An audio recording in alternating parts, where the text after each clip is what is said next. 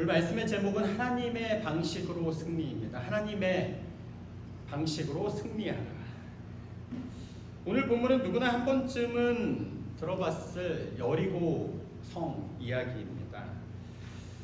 40년 동안의 광야 생활을 마치고 이스라엘 백성들이 가나안 땅에 들어가서 가장 처음으로 마주했던 전쟁이 바로 여리고 성이었습니다. 다른 설교를 통해서도 흔하게 들어보셨겠지만 여리고 성은 만만하지 않습니다. 굉장히 두껍고 높아서 절대로 무너뜨릴 수 없는 견고한 성을 상징하는 곳이 바로 첫 번째 마주한 여리고 성이었습니다. 근데 오늘 말씀이 설명하고 있듯이 정말 이상한 방법으로 생각보다 굉장히 손쉽게 무너져 버린 성이 되었습니다. 여리고 성을 무너뜨리기 위해서 우리가 다 알고 있는 하나님께서 독특한 방법을 이스라엘 백성들에게 알려주셨는데, 먼저 6일 동안 여리고 성을 몇 바퀴 돕니까? 한 바퀴씩 돌면서 나팔을 불고 그냥 들어오면 되는 일이었습니다. 매일 하루에 한 바퀴만 돌면 됩니다.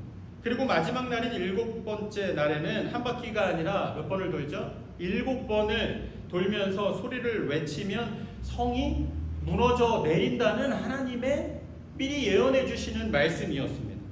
고고학자들에 의하면 여리고 성은 성 전체 성의 둘레가 그렇게 길지 않습니다. 대략 600m 정도밖에 되지 않아서 한 바퀴를 도는 게 그렇게 길지 않아서 느긋하게 천천히 돌아도 한 20분 정도면 마칠 수 있는 진짜 어렵지 않은 일이었습니다. 하나도 힘들지 않았습니다.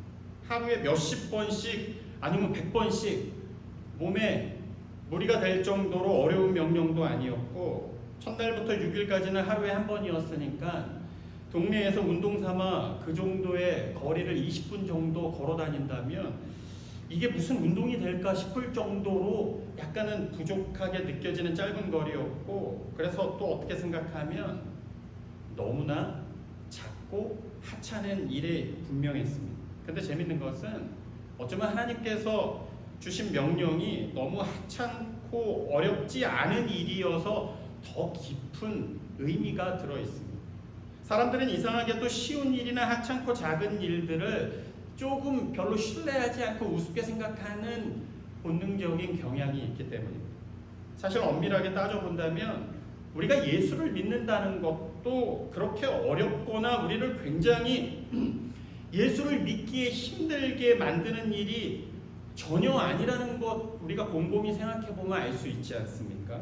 처음에 십자가의 복음을 듣고 예수 그리스도의 이름으로 구원을 받는다는 것은 우리에게 엄청난 희생이나 굉장한 것들을 요구하지 않습니다. 로마서 10장 10절 말씀이 수천 년 동안 우리에게 그 믿음의 길을 증명하고 있듯이 그저 우리의 마음으로 예수 그리스도께서 우리의 죄를 위해서 십자가에서 죽으셨고 또 죽으신 것뿐만이 아니라 죽음의 권세를 이기시고 부활하셔서 우리를 위해서 생명을 주셨다라는 사실을 우리가 마음으로 믿고 입으로 시인하면 구원을 얻게 되는 일이라고 선명하게 로마서가 선포하고 있습니다. 물론 하나님의 구원받은 백성이 된 이후에도 처음보다는 우리에게 거룩한 책임과 사명이라는 것이 생기고 또 하나님의 말씀을 사모해야 하고 기도라는 영적인 훈련이 필요하지만 솔직히 그것도 엄밀하게 따져보면 우리가 모든 시간을 다 들여서 투자해야 되고 그것을 하나하나 이뤄가는 게 엄청난 노력이 필요한 그런 일들이 아니라는 것을 우리는 잘 알고 있습니다. 그냥 게으르고 하기 싫은 우리의 왜 이렇게 해결되지 않는 게으름의 문제지 솔직히 정말 어려운 일이 아닌 게 분명합니다. 이처럼 우리에게 하나님께서 요구하시는 일들은 지금 이 시대에 하나님께서 누구에게 그런 일들을 요구하십니까? 무슨 목숨을 바쳐가지고 이 나라를 구해야 하고 지금 당장이라도 내가 가지고 있는 모든 것을 다 포기하라고 하신다든지 아니면 아브라함처럼 내 자식을 죽여서 바치라는 그런 말도 안 되는 일들을 요구하시는 것이 아니라 너무나 소소하고 어쩌면 너무 하찮아서 우리로 하여금 의구심이 들게 만드는 일들이 우리를 향하신 하나님의 마음의 대부분인 게 현실이고 사실입니다. 오늘 말씀이 딱 그런 상황이었습니다. 하루에 한 번씩, 그것도 무슨 땀을 흘릴 정도로 어렵거나 벅찬 일이 아니라 가볍게 20분 정도 여리고 성을 한 번 돌고 들어가면 그만인 일이었습니다. 오늘 말씀이 보여주시고 있는 하나님의 명령을 간단하게 열거하자면 이렇습니다. 당신의 백성들을 향해서 하나님이 이렇게 명령하십니다. 성을 돌기 위해서 무엇보다 어떻게 하라고 하십니까? 백성들을 모이라고 말씀하셨습니다. 하루에 20분 정도 걸으라. 걷는 동안에 아무 말도 하지 말라. 그리고 7일째에는 7번 돌아라. 그리고 나팔 소리가 들릴 때 큰 소리로 외쳐라. 여기에 있는 일들이 뭐가 굉장히 난이도가 있는 일들이 하나도 없습니다.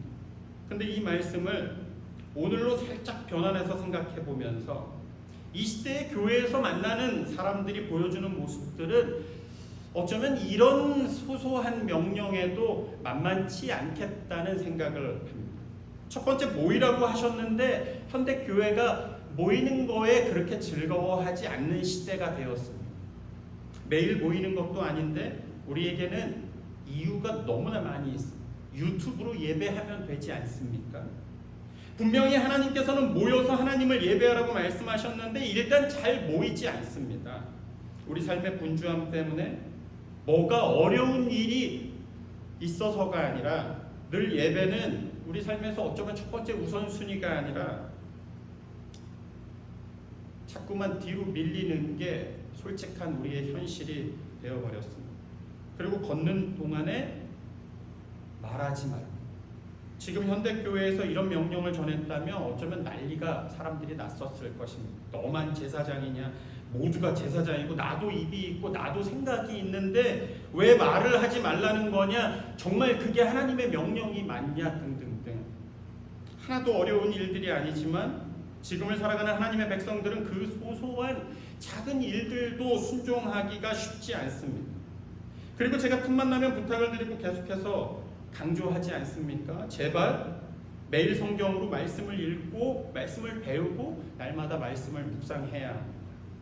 한국에서 비싼 돈을 들여서 가져온다는 경제적인 논리도 제가 가끔씩 동원하기도 하고, 다른 비슷한 책들보다 훨씬 더 매일 성경이 탁월하다는 별의별 이유를 들어서 어쨌든 결국에는 묵상을 해야 한다고 강조를 해왔습니다. 그리고 실제로 그게 그렇게 오래 걸리는 일도 아닌 게 분명합니다. 집중해서 읽기만 하면 분명 5분, 10분이면 끝날 것이고, 아무리 목사 같은 사람도 깊이 묵상을 해도 20분, 30분을 넘지 않는 게 사실입니다. 저는 이 시대에 우리를 향하신 하나님의 명령, 여리고 성을 한 바퀴 돌라는 명령이 이 말씀 묵상과 똑같다고 생각합니다.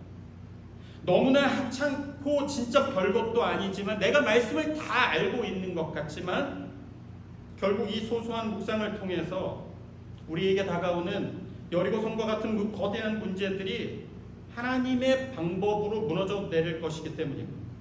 근데 여전히 내 문제가 무너져 내리지 않고 여전히 내 앞에서 견고하게 버티고 있다면 그 이유는 우리가 여리고 성을 순종해서 그 하찮은 일을 하고 있지 않기 때문입니다. 우리가 너무나 소소하게 하나님의 말씀을 하찮게 여기고 실제로 그런 일이 일어나겠냐는 회의적인 마음으로 하나님의 말씀에 집중하지 않는 시대가 되었기 때문입니다. 성경의 역사를 다 살펴봐도 마찬가지입니다. 수천 년 동안 성경의 구체적인 일들 속에서 하나님께서 당신의 백성들에게 너무나 어려운 일들을 주셨던 적이 거의 없습니다. 너무 손쉬운 일, 너무 익숙한 일.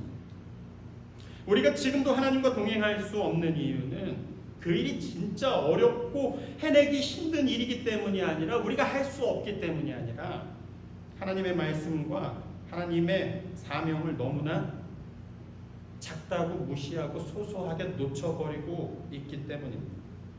오늘 말씀이 우리에게 증거하고 있듯이 말씀 어디를 살펴봐도 너무나 놀라운 게 뭔지 아십니까? 어쩌면 이렇게 말도 안 되는 괴상하고 이상한 일들 속에서 희한하게도 아무런 불평을 하지 않았습니다. 그 흔하게 어떤 사람도 왜냐고 묻지 않습니다. 오늘 여리고 성이 무너졌던 가장 분명하면서도 강력한 이유는 당연히 하나님의 능력으로 무너졌지만 그 능력을 부르는 힘은 아주 작고 소소한 말씀을 놓치지 않고 그 백성들이 그 하찮은 일에 순종했기 때문입니다. 우리의 순종은 하나님의 능력을 부르는 가장 강력한 통로가 되기 때문입니다. 그래서인지 오늘 말씀을 기록했던 성경의 저자도 가만히 본문을 하나하나 보면 그 견고했던 여리고 성이 드디어 무너진 상황에 대해서는 정말 이렇게 밋밋해도 되냐는 생각이 들 정도로 담담하게 20절에서 간단하게 성벽이 무너져 내린지라 라고 굉장히 짧게만 언급하고 말았습니다.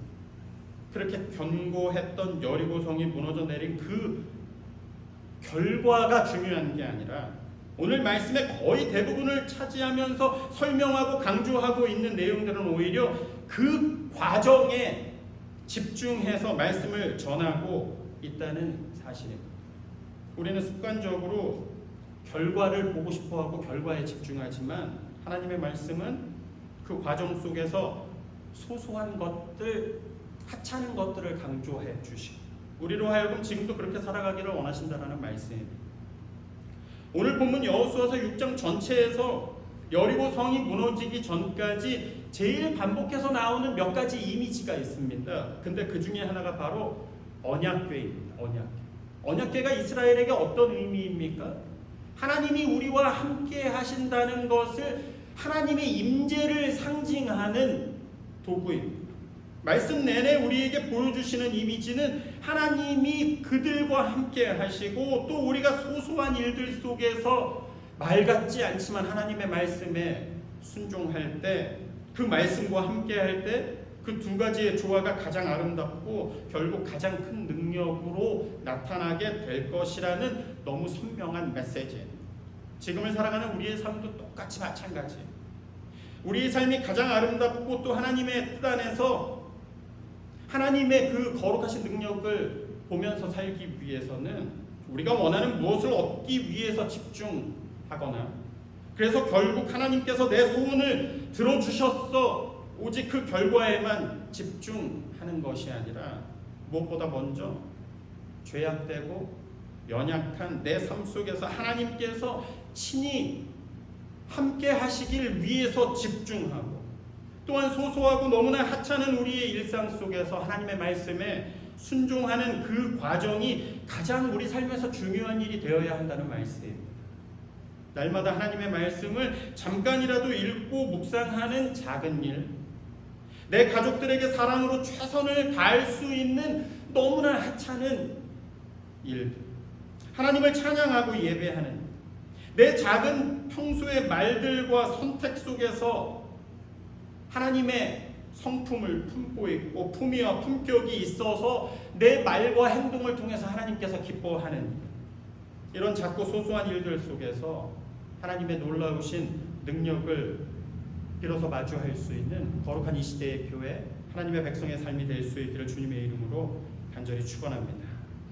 두 번째로 우리가 오늘 본문에서 집중해서 생각해 봐야 하는 것은 하나님께서 어떻게 여리고 성을 무너뜨리셨는가 하는 문제입니다.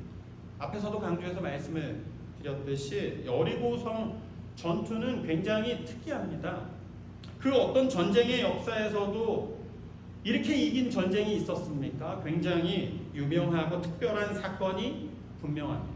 근데 이 말씀을 면밀히 묵상해 보면 거대한 승리는 거뒀지만 결코 전쟁을 위한 전쟁은 하나도 아니었다는 것을 말씀에서 알 수 있습니다. 우리가 오늘 본문에서 주목해야 하는 것은 전쟁을 위해서 하나님께서 가장 먼저 준비하신 게 무엇인지를 아는 것입니다. 하나님께서 오늘 전쟁을 위해서 군대를 준비하시고 너희들이 가지고 있는 가용한 것들의 전열을 정비하시는 게 아니라 누구를 가장 먼저 하나님께서 부르셨는지 아십니까? 하나님께서는 이 전쟁을 위해서 가장 먼저 군사가 아니라 제사장들을 부르셨다는 사실입니다.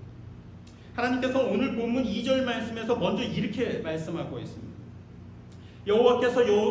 여호와께서 여호수아에게 이르시되 보라 내가 여리고와 그 왕과 용사들을 내 손에 넘겨 주었으니 여기서 특이한 말씀이 뭐냐면 아직 전쟁을 시작도 안 했는데 내가 여리고와 그 왕과 그리고 여리고의 군사들을 너희들 손에 이미 다 넘겨주었다고, 이미 다 끝난 것처럼 완료형의 형태로 말씀을 하시고 있다라는 사실입니다. 성경에서는 시제가 굉장히 중요합니다. 근데 여기서는 이미 끝난 것처럼 말씀하셨습니다. 아직 전쟁이 시작도 안 했는데 일단은 다 끝난 것처럼 너희들한테 이미 다 줬다고 말씀을 하신 다음에 하나님께서는 제사장 7명을 뽑아오라고 명령하셨습니다. 군인이 아니라 제사장. 하나님께서는 이 전쟁을 위해서 여리고 성이라는 악명 높은 당대의 가장 강력한 성을 무너뜨리기 위해서 공병대나 전투병을 부르신 게 아니라 제사장들을 불러 모으셨다는 것 자체가 이 전쟁이 분명 세상의 것과는 다르다는 말씀이었습니다. 그리고 뭘 하라고 하셨습니까? 제사장 7명이 양각 나팔을 불라고 사명을 주셨습니다. 그리고 나팔 부대 뒤에 하나님의 임재를 상징하는 언약궤를 맨 제사장을 배치합니다. 그리고 나서 그들 뒤에 이스라엘 백성들을 다 따라가게 세우셨습니다. 나팔 부대 제사장, 그 다음에 언약궤를 맨 제사장, 그리고 백성. 물론 제사장 앞에 최소한의 무장한 자들을 배치했지만 결코 세상의 전쟁을 위한 배열이 아니었다는 말씀의 설명입니다. 그리고 우리가 이 말씀 속에서 집중해서 봐야 하는 아주 중요한 의미를 담고 있는 단어가 하나 있습니다. 뭐냐면 나팔을 분다라는 단어입니다. 오늘 본문에서 제일 많이 설명하고 계속해서 반복되는 단어 중에 하나예요. 근데 구약 성경에서 나팔을 분다라고 표현하면 두 가지 단어를 사용합니다. 제일 보편적으로 많이 사용하는 단어가 하초츠라라는 단어입니다. 전쟁을 위해서 나팔을 불면 전쟁의 시작을 알리고 사람들을 모으는, 전쟁을 선포하는 나팔을 나타내는 단어가 바로 하초츠라라는 단어입니다. 그리고 두 번째로 나팔을 불 때 사용하는 단어가 소파르라는 단어입니다. 소파르. 근데 이 소파르라는 단어는 앞에서 얘기한 하초츠라하고 정반대의 의미를 가지고 있는 나팔입니다. 전쟁의 시작을 알리는 하초츠라와 정반대로 이 소파르는 평화의 시작을 알리는 나팔을 의미하는 단어입니다. 이미 이 땅에 전쟁이 끝나고 평화가 왔다는 선언을 하기 위해서 부는 나팔 소리가 바로 두 번째 소파르라는 단어의 의미입니다. 하초츠라는 전쟁의 시작을 알리는 나팔, 소파르는 전쟁의 끝을 알리는 주님의 평화가 시작됐다는 나팔입니다. 그럼 오늘 여리고 성을 무너뜨리기 위해서 하나님께서 준비시켰던 나팔의 의미는 당연히 전쟁의 시작을 알리는 하초츠라가 사용되어야 맞을 것 같은데 성경의 원문을 찾아보면 소파르라는 단어를 사용하고 있다는 사실에 주목해야 합니다. 무슨 의미를 가지고 있냐면 하나님께서 여리고 성을 무너뜨리기 위해서 이스라엘 백성들에게 준비하게 하시고 또 사용하셨던 방식은 단순히 세상과 동일한 방식으로 전쟁을 준비하게 하시고 세상과 똑같이 싸우는 것이 전혀 아니었다라는 말씀. 하나님께서는 다른 이방 나라들과 동일하게 전쟁을 알리는 나팔을 불면서 마치 이 땅을 정복하고 물리적으로 이 땅을 점령하고 차지하는 것 자체에 목적을 두고 계시는 것이 아니라 죄악이 넘쳐나는 이 가나안 땅에 이제 하나님의 평화가 선포되고 앞으로 거룩한 땅이 될 것이라는 영적인 평화의 선언을 선포하는 나팔이 되었다라는 말씀입니다.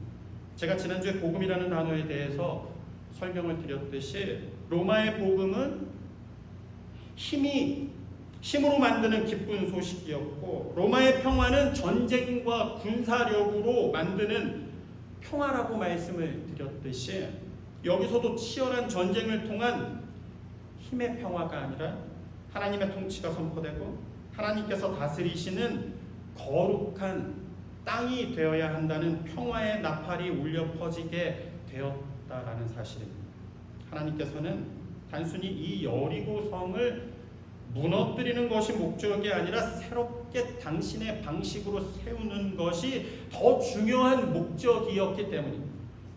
견고한 여리고성 앞에서 이스라엘 백성들에게 준비하시게 했던 일들은 전쟁을 위한 준비가 아니라 이건 마치 하나님을 예배하는 일종의 제사와 같은 준비였습니다. 민수기 10장 말씀에 보면 이런 장면에 대한 굉장히 정확한 상황이 다 들어있는 말씀을 볼 수 있습니다. 잘 들어보십시오.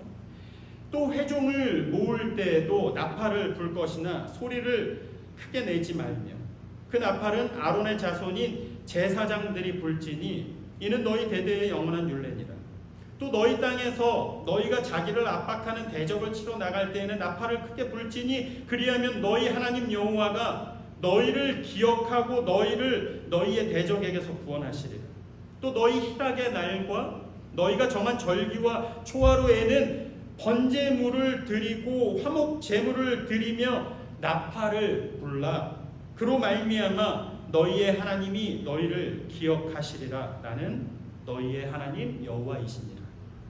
하나님께 드려지는 제사를 위해서 나팔을 부는 것과 동일한 모습으로 여리고성 앞에서 나팔을 불면서 하나님의 다스리심과 하나님의 복음과 하나님의 평화를 선포하는 모습이었습니다. 이 말씀이 우리에게 주시는 메시지가 뭔지 아십니까? 우리가 하나님의 은혜 가운데 진짜 이 시대의 하나님의 백성 그리스도의 사람이 되었다면 세상과 똑같은 방식으로 싸우거나 세상의 방식으로 살아가지 말라는 주님의 말씀입니다. 저 사람을 이기기 위해서 똑같이 전쟁을 준비하고 총칼을 들이대고 다른 사람들보다 훨씬 더 많이 갖기 위해서 더 거짓되고 더 악랄하고 더 잔인하게 살아가는 것이 아니라 너희가 진짜 내 백성이 되었다면 세상의 방식이 아니라 하나님의 방법, 그리스도의 십자가의 방식으로 살아가야 한다는 메시지. 우리가 매일같이 입버릇처럼 고백하는 예수 그리스도 십자가가 딱 그렇지 않습니까?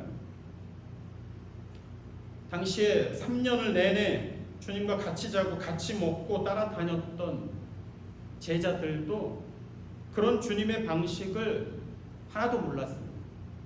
주님 나라 임하시면 모두가 한자리 해보겠다는 마음, 어서 빨리 주님께서 말씀하신 것처럼 왕 되시는 그날을 손꼽아 기다렸지만 예수 그리스도께서 이 땅에 선포하셨던 방식은 짓밟아서 이기는 힘의 승리가 아니라 모든 것을 품어주시고 져주시고 심지어 무기력하게 자기가 직접 십자가에서 하나님이 직접 죽으시는 모습으로 승리하셨다라는 사실을 우리가 끝까지 잊지 말아야 합니다. 힘과 거짓이 우리의 방법이 아니라 십자가가 우리의 방식이 되어야 합니다. 주님은 모든 비난과 불평을 감내하시면서 하나님의 길을 가셨고 결국 그 십자가의 승리를 이루셨습니다. 지금을 살아가는 우리가 어떤 방식으로 우리가 진짜 하나님의 백성으로 살아가기를 소망하고 있다면 우리가 어떻게 살아가야 할지 너무나 분명합니다.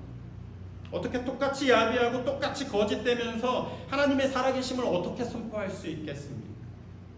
우리의 삶이 세상과 하나도 다르지 않으면서 어떨 때는 더 잔인하고 더 악랄하면서 어떻게 주님의 평화를 이 땅 가운데 전할 수 있겠습니까? 오늘 여리고성에서 이스라엘 백성들로 하여금 준비하게 하시고 또 평화의 나팔을 선포하신 하나님께서 우리에게도 그 동일한 길을 가라고 말씀하시고 있습니다. 한쪽 뺨을 맞으면 분에 못 이겨서 양쪽은 물론이고 발로 밟고 침을 뱉어야 분이 풀린다면 너무나 자명한 사실이 우리는 아직도 하나님의 방식으로 살고 있지 않다는 사실입니다. 우리에게 다가오는 그 너무나 견고한 여리고성을 주님의 능력으로 이 시대에도 무너뜨리기 원한다면 우리가 반드시 두 가지를 분명히 기억해야 합니다. 아주 소소하고 하찮은 것들부터 주의 말씀이라면 성실하게 순종해야 합니다. 그리고 내 방식을 포기하고 하나님의 방법으로 여리고성을 돌고 평화의 나팔을 불면서 오직 하나님의 방식으로 이겨야 한다는 사실입니다. 우리의 삶이 오직 하나님의 말씀에 집중하면서 하나님의 방식으로만 살아갈 수 있는 거룩한 진짜 믿음의 공동체, 또한 우리 각자의 삶이 될 수 있기를 주님의 이름으로 간절히 축원합니다.